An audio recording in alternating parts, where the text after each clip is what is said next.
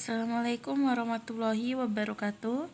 Kami di sini dari kelompok Ayu Fatmawati dan Makidatul Fitriah akan sedikit menjelaskan tentang pengujian sebaran data yang dimana hasil dari pengujian tersebut dapat berupa data normal ataupun tidak normal. Langsung saja, di sini saya mempunyai sebuah data yang terdiri dari dua nilai. Nilai yang pertama adalah nilai pretest dan nilai yang kedua adalah nilai post-test.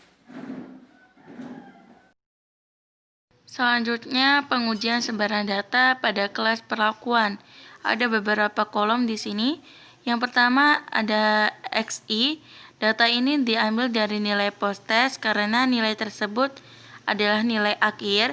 Pada kolom kedua ada FCUM atau frekuensi kumulatif. Ini diambil dari sebaran banyaknya data atau N. Selanjutnya ada kolom Fs dikali Xi. Ini caranya adalah nilai FCUM dibagi dengan N atau banyaknya suatu data.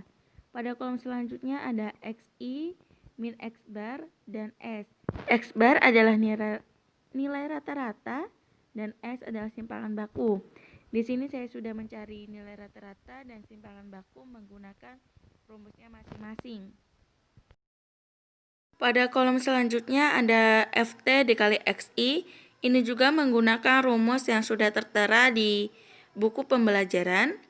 Pada selanjutnya ada Fs dikali Xi min Ft dikali Xi.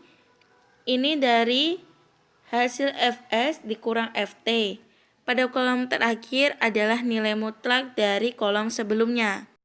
Setelah kita mencari nilai mutlak keseluruhannya, kita mencari nilai maksimum atau nilai yang paling besar.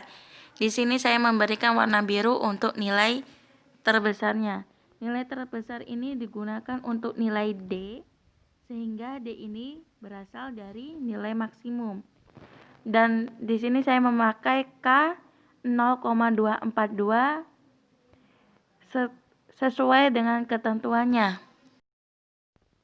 Pada data ini, HO tidak diterima karena nilai D lebih besar daripada K. Maka kesimpulannya dengan signifikansi 0,05, data tersebut tidaklah menyebar secara normal. Sekarang kita beralih ke tahap analisis. Di sini saya dalam signifikansi alfa menggunakan 0,05. Jika teman-teman ingin menggunakan angka lain juga tidak masalah. Di sini pada analisis ada HO sebagai data menyebar secara normal dan H1 merupakan data menyebar secara tidak normal. Sekarang kita beralih pada pengujian data yang kedua di kelas kontrol. Ini juga ada beberapa kolom sama saja maksud saya. Seperti pada pengujian data pertama, di sini juga kesimpulannya data tersebut tidak menyebar secara normal karena D lebih besar daripada K, sehingga kedua data tersebut tidaklah menyebar secara normal. Di sini bisa dilihat pada kelas perlakuan dan kelas kontrol yang telah saya cari data-datanya, dapat disimpulkan bahwa kedua data tersebut tidaklah homogen. Setelah kita mengetahui bahwa kedua data tersebut tidaklah menyebar secara normal, kali ini kita akan menguji homogen dari kedua data tersebut. Saya di sini udah mencantumkan data dari kelas perlakuan dan kelas kontrol untuk diuji homogennya. Setelah kita melakukan uji homogenitas, selanjutnya kita menguji penggunaan modulnya. Di sini saya sudah mempunyai data-datanya, ada T hitung dan T tabel. Maka dapat disimpulkan bahwa kedua pengujian tersebut penggunaan modul interaktifnya tidak mempengaruhi hasil belajar.